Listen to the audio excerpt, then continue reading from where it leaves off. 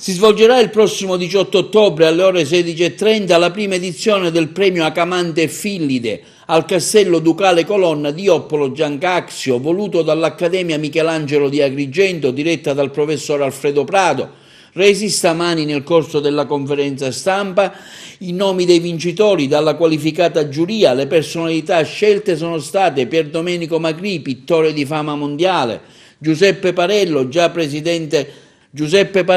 dirigente del Parco Archeologico della Valle dei Templi, Giovanni Alongi, medico cardiologo, Dradi Dimitar, stilista di origine bulgare, Giuseppina Paterniti, martello, giornalista, Andrea Bonsignori, sacerdote ed educatore, e infine la nota scrittrice Simonetta Agnello Orbi. È un premio che abbiamo pensato da diversi anni e che adesso riusciamo a realizzare con la collaborazione di diversi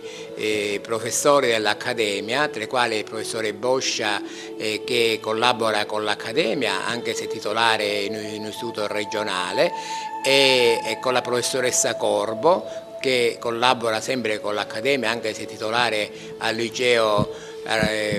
classico di Agrigento, con il professore Zampito, neopreside, dirigente scolastico, che collabora già da qualche anno con l'Accademia. Abbiamo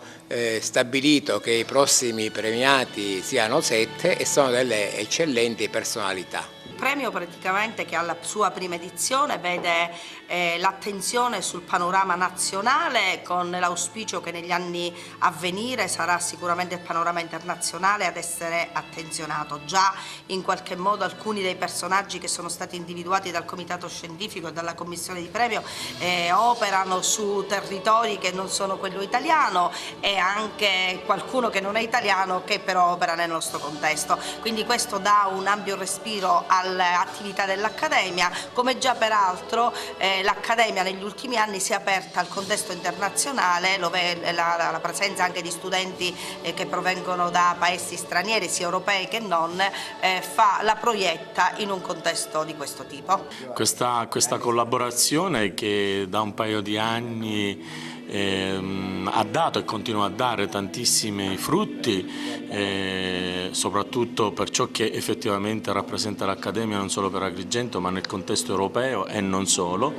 incomincia veramente a dare una visione molto ma molto più allargata, una visione molto ma molto più professionale, no? Per ciò che rappresenta l'Accademia e il suo territorio.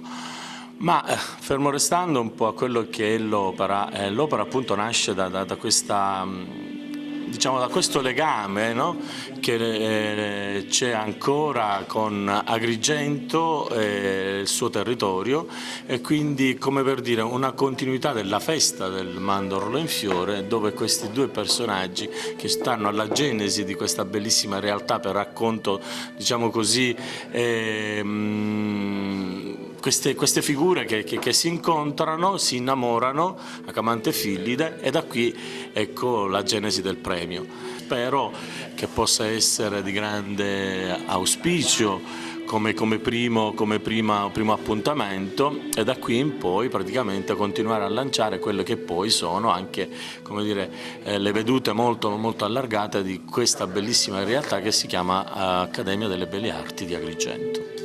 Il premio naturalmente rappresenta sempre un momento importante, non solo per chi lo riceve, per chi lo organizza, per chi lo promuove. Un premio è un riconoscimento, ma anche uno strumento, una modalità per, in questo caso, mettere al centro questa città, che non può essere considerata periferia dell'Italia, è una città al centro, una provincia al centro del Mediterraneo, e come tale merita attenzione. Il premio naturalmente sono tantissimi, i premiati sono 7, personalità diverse nel mondo della cultura, della medicina, dello spettacolo, della scrittura, della moda, però hanno un filo conduttore comune che poi secondo me è quello che in qualche modo ha convinto la commissione a selezionarli, cioè tutti nella loro professione, nella loro arte non hanno perso di vista, non perdono di vista quello che è l'umanità, la solidarietà, quindi un legame fortissimo che